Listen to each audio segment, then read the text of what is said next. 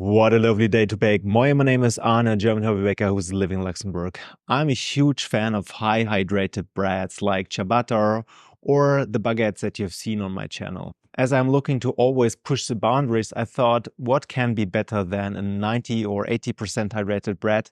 Correct, 100% hydrated bread. So I researched on the internet a bit and I found a bread called Pan de Cristal from the north of Spain, from Catalonia. And it has a hydration usually from 60 to 90%. But on the internet, there are so many variants of 100% hydrated Pan de Cristal. So I thought, let's give it a try. Is it worth the hype? So let's get started. This is from Luxembourg with Loaf.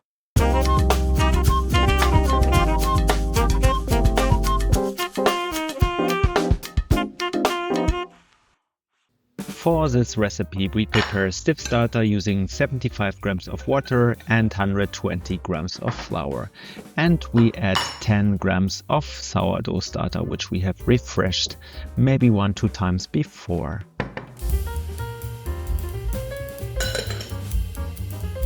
We give it a good stir.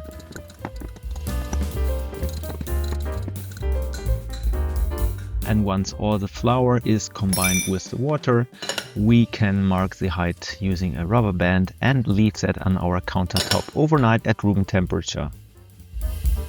At the next day, it's time to prepare our main dough. The sourdough starter has risen overnight to more than 100%. That's really nice. We need ice cold water. I've divided it into 2 portions, 700 and 300 grams. And I'm using 20 grams of olive oil, 24 grams of salt and 1000 grams of strong flour. This is Manitoba flour that has 14 grams of protein. That's quite a high amount of protein content.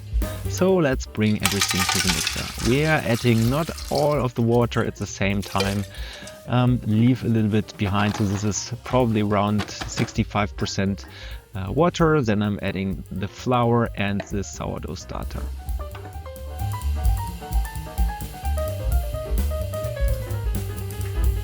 And then I'm turning on the mixer with low speed. You may wonder why I'm using ice cubes in my water. This spiral mixer, if I mix on a high speed, creates a lot of heat, and in order to cool down the dough a little bit, I'm adding the ice cubes to the water. So from time to time, when the bottom of the mixer is dry, I'm adding some more water, and I'm also increasing the speed after around 10 minutes and then adding more and more water, just in small portions.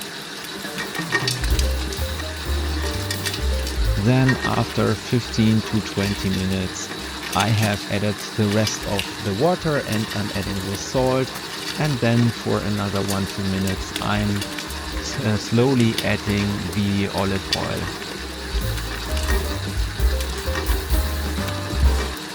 It may take a little bit longer for you to knead the dough. Can be take up to 30 minutes, I would say.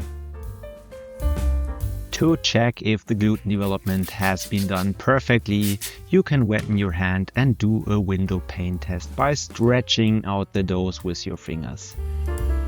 If it looks like this, the gluten development has been done and it's time to transfer the dough to your countertop.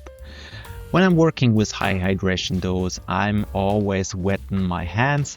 That prevents the dough from sticking to my hands. And now you do some slap and folds. This gives the dough some tension and strengthens it at the same time. I'm using here plastic container and add some olive oil into it, so that prevents the dough from sticking there as well. And then I'm using some final slap and folds before I'm transferring the dough into the plastic container.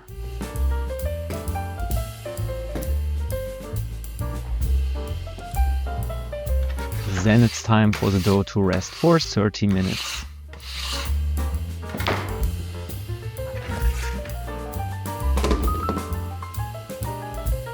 After 30 minutes, it's time to do a first set of coil folds. And therefore we wetten our hands again.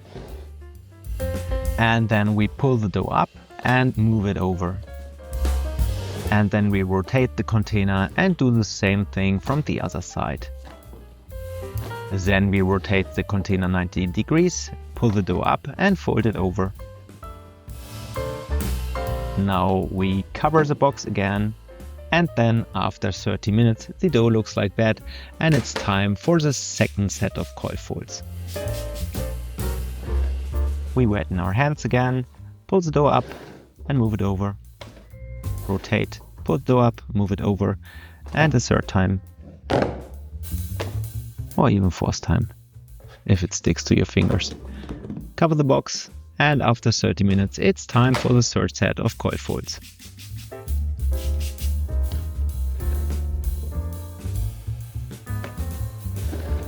We pull the dough up, move it over, rotate the box, and do it 3 times. We cover the box, and after 30 minutes it's time for the fourth set of coil folds, the final ones.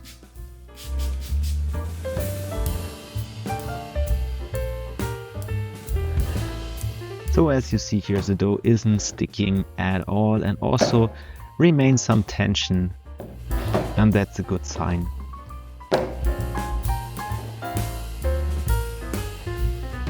So after 9 hours of waiting, it was time to shape and bake the Pan de Cristals. Of course, I could have also waited overnight, or I could have added more than 20% of sourdough starter to the dough. This would have also gained more speed in fermentation, or even increased the temperature, of course. So I'm covering the Pan de Cristal loaf with flour.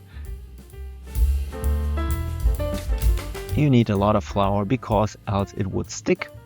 And then I'm taking a dough scraper and I'm basically cutting off some of the dough and transfer it to a parchment paper.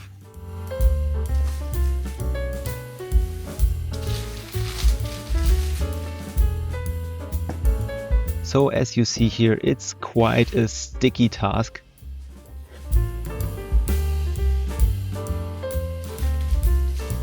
So don't be scared. If you got stuck, take a little bit more flour.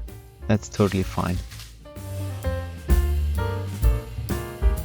And then cut the Pan de Cristal in the size you want to have them.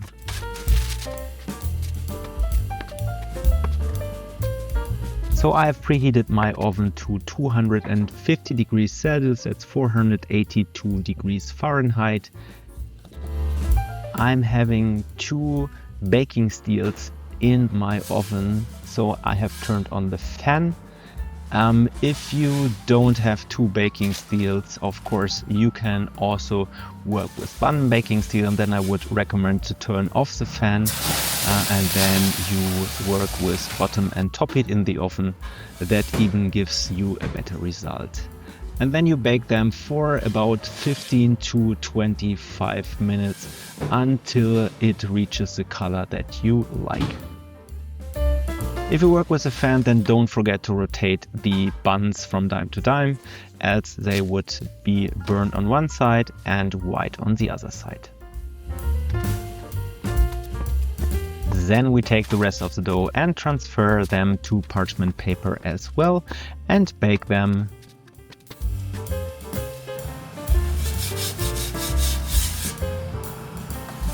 Slide them in the oven and add some steam.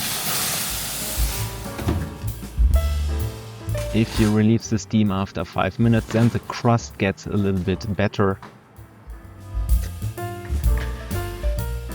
And here they are. Really nice. So I let them cool down a bit and then it's time to cut them. So let's see how the crumb looks like.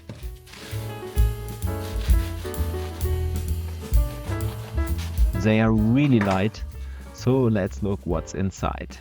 Oh, wow, what a nice open crumb. Really love that. So let's cut the other Pan de Cristal in the other direction, and also that looks really nice. Structure is awesome.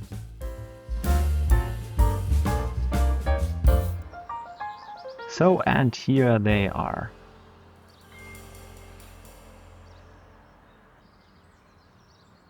Have fun when you bake them. They're really gorgeous. We eat them usually at breakfast, but you can also, of course, combine them with some olive oil, salt, or hearty butter. Enjoy! I hope you enjoyed this video. Is it really worth the hype? I don't know, but we actually like this bread quite a lot and eat that quite regularly. As we still work in progress, if you have any tips on how to get a better crumb or how to improve the crust, please write me a comment below the video. If you want to support me and my channel, please like this video, subscribe to my channel and hit the notification button so you don't miss my next videos. Thanks. I wish you a great day. Eddie, and goodbye.